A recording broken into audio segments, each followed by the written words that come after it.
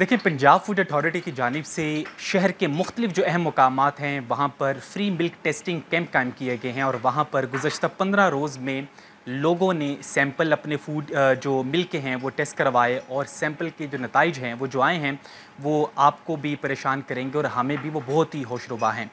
जो 15 रोज़ के अंदर मुख्तलिफ जो कि गुलबर्ग, इसके अलावा अड्डा प्लाट, इसके अलावा दीगर मुकामात पे जो कि फ्री मिल्क टेस्टिंग कैंप कायम किए गए हैं, वहाँ पर जो मिल्क टेस्टिंग हुई है उसमें जो सैंपल फेल हुए हैं वो बताया गया है कि 60 से 70% हैं। और बाकायदा तौर पर ना सिर्फ वहाँ पर जो मिल्क टेस्टिंग के लिए लोग आए उनको इस हवाले से आगाही दी गई, उनको बताया गया कि उनके मिल्क के अंदर ना सिर्फ पानी शामिल है बल्कि इसके अलावा कौन कौन से केमिकल शामिल हैं इस हवाले से भी आगाही दी गई। जबकि इसके साथ साथ दीगर उनको बताया गया कि इसको किस तरह हैंडल किया जा सकता है और किस तरह जो साफ़ दूध है, जो सेहत बख्श दूध है, जिसे मुकम्मल ग़िज़ा समझा जाता है, उसे किस तरह हासिल किया जा सकता है।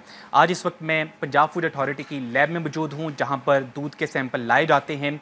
वो दूध के सैंपल लाने के बाद किस तरह यहाँ पर उसका प्रोसेस स्टार्ट होता है और कौन कौन से ऐसे केमिकल्स हैं 12 के करीब जो डिटेक्ट होते हैं और किस तरह डिटेक्ट होते हैं, किस तरह यहाँ पर जो टीम है पूरी वो काम करती है, इस हवाले से गुफ्तगू कर लेते हैं। इस वक्त मेरे साथ जो है मौजूद हैं डायरेक्टर, इनसे ज़रा इस हवाले से जान लेते हैं। अच्छा सर, मुझे बताइएगा कि सबसे पहले जो लोग हैं वो सैंपल लेकर आते हैं, सैंपल लेकर जब आते हैं तो फिर उसके बाद प्रोसेस कैसे स्टार्ट हो जाता है? अच्छा, हमारे पास कोई भी मिल्क का जो सैंपल आता है वो हमारी रिसेप्शन के ऊपर नीचे जो है वो रिसीव किया जाता है। वो सैंपल कोई कंज्यूमर लेके आता है, कोई फूड बिज़नेस ऑपरेटर लेके आता है, या फूड अथॉरिटी की जो टीम्स हैं वो डिफरेंट पॉइंट्स के ऊपर जो हैं वो मिल्क व्हीकल से जो है वो कलेक्ट कर रही होती हैं। जो भी सैंपल हमारे पास आता है, सैंपल रिसीविंग के बाद उसको डीकोड कर दिया जाता है। उसके ऊपर से जो कंप्लीट डिटेल्स हैं उसकी अरेज करके एक नया कोड लगा के वो सैंपल जो है वो इस फॉर्मेट के अंदर जो है वो लैब के अंदर सबमिट हो जाता है। जब वो सैंपल लैब के अंदर आता है तो उसके ऊपर किसी की कोई डिटेल नहीं होती कि वो किस जगह से आया है, किस बंदे ने लिया है। सिंपल एक कोड आएगा। जैसे ही सैंपल लैब के अंदर आ जाएगा तो हम उसका प्रोसेस जो है वो शुरू कर देते हैं। अच्छा सर, जो सैंपल लेकर आते हैं, कोई भी सैंपल लेकर अगर आना चाहे यहाँ पर तो दूध की कितनी मिकदार होनी चाहिए जो आप रिकमेंड करते हैं कि कम से कम इतनी मिकदार में दूध होना चाहिए जिसकी सैंपलिंग अच्छे तरीके से हो सके? एटलीस्ट जो है वो 250 ml जो है वो दूध होगा तो कंप्लीट टेस्टिंग जो है जिसके अंदर हमारे सारे के सारे अडल्ट्रेशन टेस्टिंग जो है वो उसकी कंपोजिशनल टेस्टिंग जो है वो परफॉर्म हो सकेगी। अगर उससे मिकदार कम होगी तो फिर सारे टेस्ट जो है वो कम्प्लीटली जो है वो नहीं हो सकेंगे। अब ये सैंपल आ चुके हैं और यहाँ पे बाकायदा तौर पर जो कोडिंग का अमल है वो मुकम्मल हो गया है। अब इसके बाद आगे प्रोसेस क्या होता है? जी, जैसे ही यहाँ पे डिकोडिंग करके सैंपल कंप्लीट होके हमारे पास आता है तो हमारी जो टीम है इसके ऊपर मिलावट के जो टेस्ट हैं जिसके अंदर जो है वो स्किम मिल्क पाउडर है, यूरिया है, डिटर्जेंट है, साल्ट है, बोरिक एसिड है, फॉर्मलिन है, सोप है, वो सारे सैंपल की सबसे पहले जो है वो अडल्ट्रेशन केमिकल सिर्फ दूध के अंदर इतने केमिकल्स 12 के करीब तो मैंने जो हैं वो पढ़े हैं, मैंने सुने हैं, लेकिन आपने जितने नाम ले लिए मेरा ख्याल है कि 12 से ज़्यादा है। इतने केमिकल सिर्फ दूध के अंदर पाए जाते हैं? जी, ये सारे के सारे केमिकल्स जो हैं वो दूध के अंदर ही होते हैं और उसके साथ हम जो है वो ये भी टेस्ट करते हैं कि दूध के अंदर जो फ़ैट डली है वो वेजिटेबल ओरिजिन की फ़ैट है या एनिमल ओरिजिन की फ़ैट है। क्योंकि दूध के अंदर हमारे पास जो है वो बनास्पति घी या ऑयल जो है उसकी मिलावट भी जो है बहुत ज़्यादा रिपोर्ट हो रही होती है। तो सेम टाइम पे हमारी टीम जो है वो उसके सारे के सारे मिलावट के जितनी भी टेस्टिंग है, अडल्ट्रेशन टेस्टिंग जो है वो इनिशिएट कर देती है सबसे पहले। उन टेस्टिंग को कंप्लीट करने के बाद फिर हम उसकी जो है वो कंपोजिशनल टेस्टिंग की तरफ जो है वो जाते हैं। अच्छा, मुझे थोड़ा सा इस हवाले से ये भी बताएं कि मिसाल के तौर पर ये दूध का एक सैंपल आ गया है, अब यहाँ पर जब आप सैंपल लेकर आएंगे तो किस तरह यहाँ पर आप कितनी कितनी मिकदार में क्या क्या चीज़ें डाल के टेस्ट करेंगे? अगर थोड़ा सा आप बता दें तो ये होगा, इससे जो नाजरीन है उनको भी थोड़ी सी रहनुमाई मिल जाएगी और किस तरह जो केमिकल्स हैं वो डिटेक्ट होते हैं तो उस हवाले से भी उनको पता चल जाएगा। तो यहाँ पे अभी तो 12 के करीब जो केमिकल्स हैं वो होते हैं, तो यहाँ पे जब मिल्क आएगा तो उसका कितनी मिकदार में लेंगे और आप इसमें पुट करेंगे? यहाँ से हमारे पास जो भी मिल्क सैंपल आएगा उस मिल्क सैंपल का हम हर टेस्ट की रिक्वायरमेंट है 1 ml 2 ml जो है वो रिक्वायर्ड होगा। वो सारा हम लेके इन टेस्ट ट्यूब्स के अंदर जो है वो फिल करते जाएंगे। जैसे ही टेस्ट ट्यूब में सैंपल आ जाएगा उसके बाद ये हमारे डिफरेंट रिएजेंट्स होंगे, केमिकल्स होंगे। हर केमिकल की मिकदार जो है वो हमारे एनालिस्ट को जो है पता है। कुछ केमिकल्स 1 ml यूज़ होंगे, कुछ 2 ml यूज़ होंगे, कुछ के बाद हमें जो है वो हीटिंग जो है रिक्वायर्ड होगी।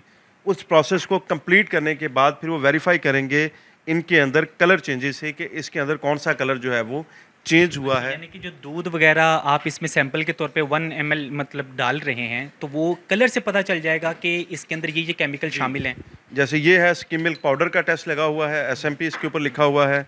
ये हमारे पास जो है वो कार्बोनेट का टेस्ट है, ये डिटर्जेंट का टेस्ट है, यूरिया का टेस्ट है, साल्ट का टेस्ट है। तो हर एक का एक सेपरेट कलर जो है वो मिल्क के अंदर जो है वो अपीयर होगा अगर वो प्रेजेंट होगा तो। इसमें अगर मेरा कैमरामैन जाफर भट्टी दिखा सके तो यहाँ पे क्लोज करके अब इनके कलर से देख के अंदाज़ा लगाया जा सकता है ये वही दूध है जो आप पीते हैं और इसके अंदर ये केमिकल शामिल होते हैं। अगर आप सही जगह से या आप सोच समझ के दूध कहीं से बाय नहीं करते, बगैर सैंपल के जो आप दूध है टेस्टिंग के वो इस्तेमाल करते हैं, तो ये वो सारे केमिकल्स हैं जो मुख्तलिफ रंग के अंदर तब्दील हो चुके हैं। अब ये आप और मैं पीते हैं और उन बच्चों को पिलाते हैं जिनकी नशोनुमा के लिए हम बहुत ज़्यादा परेशान होते हैं कि उनकी सेहत भी अच्छी हो, नशोनुमा भी हो। तो ये असल में हकीकत है यहाँ पर जो हम लोग अपने बच्चों को और हम लोग पी रहे हैं। अच्छा सर, ये तो हो गया केमिकल्स जो कि मुख्तलिफ डिटेक्ट हो गए, फिर इसके बाद प्रोसेस क्या? हमारा साथ में ही उसकी फैट एक्सट्रैक्शन करते हैं हम लोग। जो भी सैंपल आता है फैट एक्सट्रैक्ट करके फिर उससे हम लोग जो है उसकी बीआरवी करते हैं ताकि ये पता चले कि इसके अंदर फ़ैट कौन सी डाली गई है। तो ये सारी की सारी ट्यूब्स हमारी साइंटिफिक मशीन के अंदर यूज़ हो रही हैं जो फैट एक्सट्रैक्शन करेंगी और फिर हम इसको जो है वो हमारा जो बीआरवी मीटर है उसके ऊपर आएंगे। अभी यहाँ पे एक हमारा जो सैंपल जो है वो डिस्प्ले भी होने लगा है जो भी रिसेंटली रिसीव हुआ है। तो यहाँ से हमें ये पता चलता है कि इसके अंदर जो है वो फैट कौन सी जो है वो डाली गई है, कोई डालडा या बनास्पति तो ऐड नहीं किया गया है। ठीक है, यानी कि यहाँ पर अब बाकायदा तौर पर जो सैंपल है वो डाला गया इस मशीन के अंदर। इस मशीन से पता चलेगा कि दूध के अंदर जो फ़ैट थी वो किस किस्म की थी, कुदरती थी कि आर्जी तौर पर उसे फ़ैट दिखाने के लिए मुख्तलिफ जो घी है या ऑयल है उसको शामिल किया गया था। तो यहाँ पर ये फ़ैट वगैरह डिटेक्ट होगी। सर केमिकल्स यहाँ पर डिटेक्ट हो गए, फिर फ़ैट वगैरह देखी जाती है, फिर इसके बाद प्रोसेस क्या होता है? ये हमारा गर्बर सेंट्रीफ्यूज मशीन है जहाँ पे किसी भी दूध की जो है वो फ़ैट और सॉलिड नॉट फ़ैट की डिटेक्शन के लिए यहाँ पे फ़ैट जो है वो एक स्टैंडर्डाइज मेथड है जिससे फ़ैट जो है वो चेक की जाती है कि उस दूध के अंदर जो है वो कितनी फ़ैट है। फिर हमारा प्रोसेस कंप्लीट होके इसकी जो है रिपोर्टिंग इनिशिएट की जाती है। अच्छा, दूध के अंदर जो फ़ैट होती है उसकी कितनी मिकदार होती है? कितनी मिकदार हो और सही वाली फ़ैट हो तो इसका मतलब है कि वो दूध काबिल इस्तेमाल है, और उसकी कितनी रेशो होती है कि इससे कम हो तो इसका मतलब है ये दूध अब काबिल इस्तेमाल नहीं है। फ़ैट जो है वो एक क्वालिटी पैरामीटर है। जो काऊ मिल्क है उसके अंदर 3.5% मिनिमम होनी चाहिए, मिक्स मिल्क के अंदर 4.25% और जो बफलो मिल्क है उसके अंदर 5% होनी चाहिए। तो फ़ैट जो है वो जितनी ही मिलावट होती जाएगी तो फ़ैट की रेशो जो है वो चेंज होगी। अगर उसके अंदर कोई केमिकल डालेंगे, पानी डालेंगे, पाउडर से दूध बनाएंगे तो फ़ैट की रेशो जो है वो अल्टर होना शुरू हो जाएगी। वो उस मिलावट के पैरामीटर के ऊपर डिपेंड करेगा कि अब फ़ैट की रेशो कौन सी बन गई है। यानी कि जो आपने फ़ैट की रेशो मुकर्रर कर रखी है उससे ऊपर नीचे जो भी चीज़ होती है इसका मतलब वो दूध ठीक नहीं है। चलिए फ़ैट चेक होगी, इसके बाद आगे प्रोसेस क्या होता है सर? फिर हमारी टीम इसकी जो है वेरिफिकेशन करेगी, फिर इसकी जो है वो सारे की सारी रिपोर्ट जो है वो डाटा के अंदर जो है वो इंटर हो जाएगी और उसी डाटा से ये कोड के अगेंस्ट जो है वो रिपोर्ट जनरेट हो जाएगी। यानी कि ये वो बोतल्स हैं जिस पे स्पेशल किस्म का कोड लगा हुआ है और इस जो कोड लगा हुआ है इसकी बुनियाद पर बाकायदा तौर पर एक रिपोर्ट मुरतब होगी। रिपोर्ट मुरतब होने के बाद दूध का सैंपल कहाँ से लिया गया था वहाँ पर फिर जो टीमें हैं पहुँचती हैं, वहाँ पर पहुँचकर सारे मामलात का A to Z जो है वो जायज़ा लिया जाता है कि दूध कहाँ से आया, किस दुकान पर आया, कितना सेल हुआ।